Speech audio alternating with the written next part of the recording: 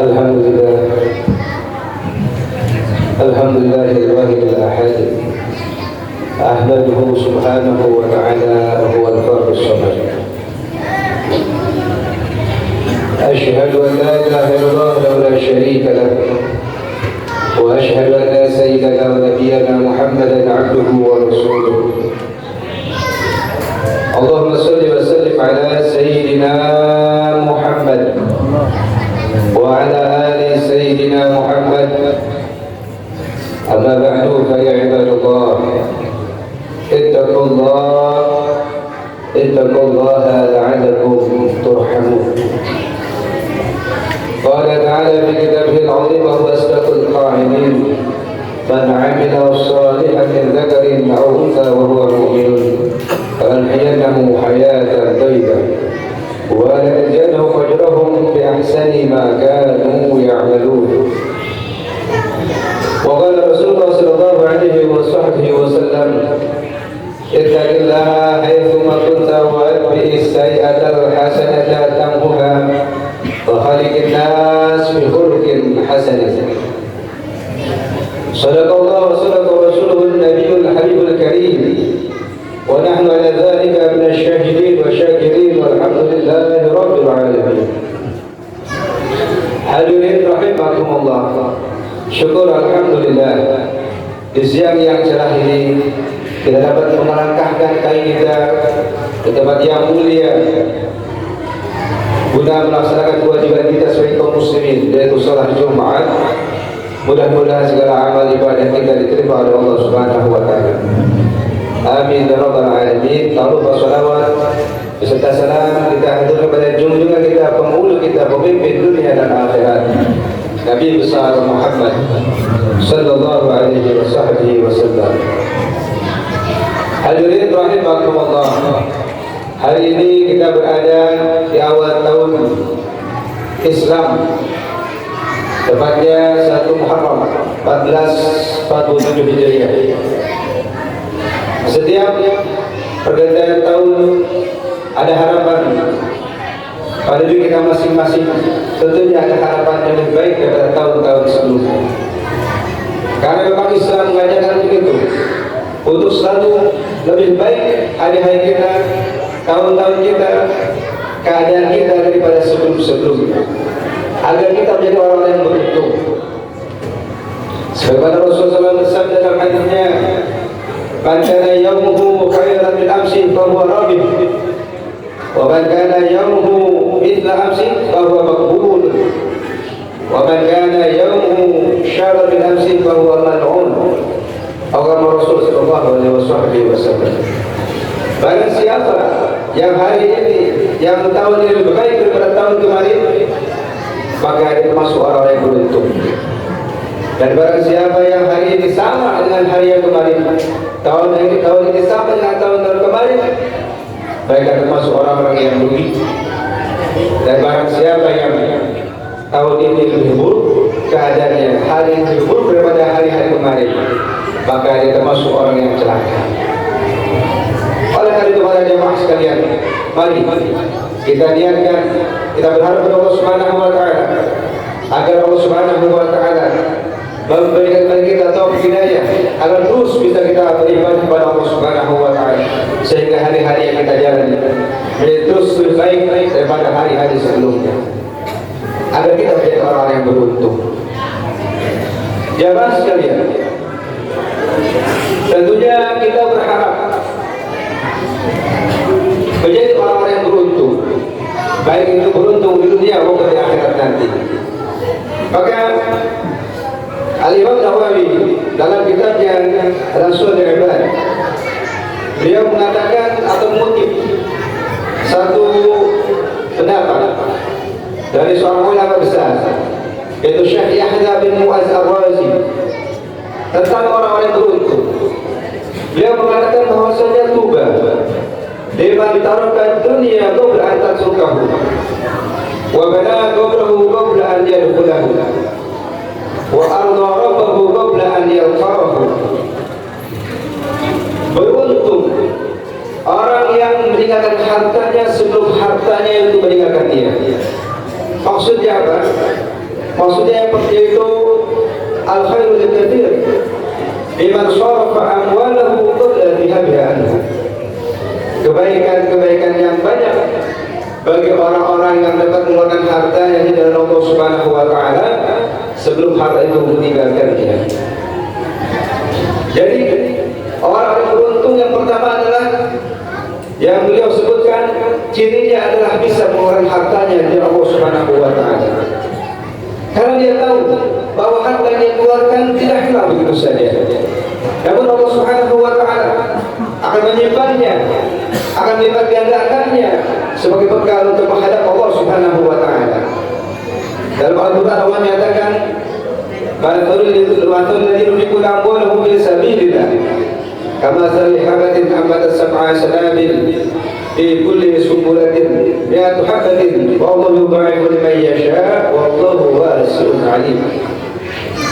Perumpamaan orang-orang yang mengeluarkan hartanya di jalan Allah Subhanahu wa taala seperti perumpamaan satu buah benih, satu buah biji, satu buah bibit yang tumbuh dari bibit itu 7 tangkai, dan dari 7 tangkai itu akan keluar 100 buah. Jadi Allah Subhanahu wa taala melipat ganda pahala 1.700 kali lipat ganda. Wallahu yudhi'u liman yasha' wallahu wasi'un 'alim. Dan juga orang-orang yang mengeluarkan harta dari Allah Subhanahu wa taala tahu bahwasanya harta itu ada 3 macam. Harta yang dia makan akan habis. Harta yang disimpan akan rusak di tengah zaman. Bahkan akan menjadi rebutan para ahli waris. Namun harta yang dikeluarkan dari Allah Subhanahu wa taala itulah harta yang kekal, harta yang akan memberikan manfaatnya di akhirat nanti. Maka pada jemaah sekalian, kesempatan kita untuk terus yang ada keluasan harta untuk membantu sama kita, mengeluarkan harta kita dari Allah Subhanahu wa taala. Itu yang pertama. Yang kedua, para jemaah sekalian, orang beruntung adalah orang-orang yang balagha umruhu qabla an yadkhulahu bi an amila bima tawrisul bihi bi qabri. Itu orang-orang yang dapat menyiapkan, membangun kuburannya sebelum dia masuk kuburan tersebut. Dengan apa? Dengan beramal saleh, berbuat kebajikan yang bisa memberikan kebahagiaan dalam kuburnya. Kita tahu para jemaah sekalian bahwasanya alam kubur itu manusia terbagi 2 macam. Ada manusia yang mendapat nikmat kubur dan juga ada yang mendapat azab kubur. Nauzubillah subhanahu wa ta'ala. Kita mohon kepada Allah Subhanahu wa taala mudah-mudahan kita semua mendapat nikmat kubur dari Allah Subhanahu wa taala. Oleh itu para jemaah sekalian, selagi kita masih ada di dunia, mari kita beribadah kepada Allah Subhanahu wa taala. Terus untuk memberikan kebahagiaan, persiapan kita memasuki kuburan kita. Karena apa? Karena kematian tidak ada yang tahu kapan datangnya. Maka ketika kita ada kesempatan, mari kita beribadah kepada Allah Subhanahu wa taala untuk benar-benar mempersiapkan keadaan kita nanti dalam kubur. Dalam saya mengatakan al-mautu ya'ti baghtatan wal qabru sunduqul amal. Mati itu datang tiba-tiba dan kuburlah tempat amal kita. Amal kita baik, insya Allah kita akan tetap amal kita diberikan kepada Allah Subhanahu wa taala.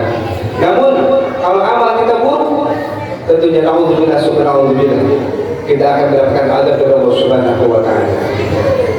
Jamaah sekalian, Rasulullah SAW pernah juga mengatakan bahwasanya beliau tidak pernah sesuatu yang lebih mengerikan, tidak pernah melihat menggambarkan sesuatu yang lebih mengerikan daripada azab kubur, daripada alam kubur. Maka salah seorang sahabat Rasul sallallahu alaihi wasallam yang bernama Sayyidina Utsman radhiyallahu anhu, beliau ketika melihat kuburan, berada di atas kuburan, beliau menangis sejadi-jadinya, bahkan air matanya sampai membasahi jenggotnya. Maka ketika ditanya beliau oleh para sahabatnya, wahai Amirul Mukminin, wahai pemimpin kaum muslimin, kenapa kau menangis sejadi-jadinya? Apakah kau ingin neraka? Apakah kau ingin surga? Apa beliau jawab? Beliau menjawab, aku teringat sabda Rasulullah SAW, innal qabra awal manazil akhirah, fa idza minhu wa ba'dahu wa man lam yajid minhu fa ma ba'dahu ashaddu minhu wa qala Rasul sallallahu alaihi wasallam. Beliau Sayyidina Utsman radhiyallahu anhu ketika melihat kuburan menangis sampai jenggotnya terbasah dengan air matanya. Maka ditanya apa penyebabnya? Beliau mengatakan bahwasanya aku melihat kubur, teringat dengan sabda Rasul sallallahu alaihi wasallam, sesungguhnya kubur adalah awal perjalanan akhirat. Barang siapa yang selamat dari alam kubur, tentunya setelah alam kubur menuju alam akhirat, dia akan lebih mudah akan mendapat keselamatan dari Allah Subhanahu wa taala. Namun kalau di alam kubur dia tidak mendapat keselamatan, mendapat azab kubur, tentunya menuju alam akhirat lebih dahsyat yang didapatkan dari azab Allah Subhanahu wa taala. Para jemaah sekalian, Rasul sallallahu alaihi wasallam mengajarkan kepada kita ada beberapa amalan agar kita terhindar daripada azab kubur. Di antaranya beliau menyuruh kepada kita, menghimbau kepada kita untuk membaca surah Al-Mulk setiap malam sebelum tidur. Dalam sabdanya Rasulullah bersabda, "Man qara'a tabarakal biyadil mulk kulla lailatin ma na'udhu biha 'adzab al-qabr." Atau kata Rasul sallallahu alaihi wasallam, barang siapa yang melazimkan surah Al-Mulk, membaca surah Al-Mulk tabarakal biyadil mulk sampai akhir sebelum dia tidur di malam hari, maka insyaallah dengan bacaan tersebut dia akan terhindar daripada azab kubur. Maka dikisahkan pernah para sahabat ketika mereka pulang daripada bepergian, daripada pulang berperang di malam hari, dan tengah jalan mereka tertidur, mereka hendak tidur, maka mereka mendirikan kemah atau tenda. Setelah tenda itu jadi, mereka hendak tidur. Kamu sebelum tertidur, terdengar suara orang yang membaca surah Al-Mulk. Ketika dicari di mana sebabnya, dari mana asalnya surah tersebut, ternyata surah Al-Mulk tersebut yang orang baca ada di bawah mereka, ada di bawah tanah mereka. Setelah diselidiki ternyata tanah yang mereka dirikan tenda tersebut adalah dulunya tempat orang-orang kaum muslimin dikuburkan. Maka dipanggilnya beberapa sahabat datang ke Rasul sallallahu alaihi wasallam menanyakan hal itu, menceritakan hal itu. Apa kata Rasul sallallahu alaihi wasallam? Itulah surah Al-Mulk yang membentengi orang yang selalu membaca di malam hari daripada Allah itu. Mudah-mudahan kita bisa lazimkan untuk membaca surah Al-Mulk setiap malam agar kita terhindar dari azab kubur. Yang terakhir para jamaah sekalian, orang yang beruntung adalah orang-orang yang arda rabbahu qabla an yalqahu ay bimtisali awamiri wa ijtinabi nawahi qabla an yalqahu bil maut. Orang-orang yang beruntung adalah orang-orang yang redha kepada Tuhannya sebelum berjumpa dengan Tuhannya, yaitu dengan dia melaksanakan sebenar-benarnya perintah Allah Subhanahu wa taala dan menjauhi larangan-larangannya. Karena syarat mutlak kita mendapatkan Allah Subhanahu wa taala, mendapatkan kebahagiaan dunia akhirat itu dengan kita bertakwa kepada Allah Subhanahu wa taala. Mudah-mudahan kita perkara yang kita bisa amalkan, amin ya rabbal alamin. Wa sallallahu alaihi wa sallam rasul Allah taala yaqul wa bi qawlihi tad'u ila al-Qur'an fastaghfiru wa asbiru ala turhamun. A'udzu billahi minasy syaithanir rajim. Wal 'asri innal insana lafi khusr illa alladhina amanu wa 'amilus solihati wa tawassaw bil haqq wa tawassaw bis sabr. Barakallahu lakum bil Qur'anil 'azim wa nafa'ani wa iyyakum bima fihi min al-ayatin wa dhikril hakim wa taqabbal minni wa minkum tilawatahu innahu huwas samiul 'alim. Aqulu qawli hadza astaghfirullahal 'azim li wa lakum wa li sa'iril muslimin fastaghfiruhu innahu huwal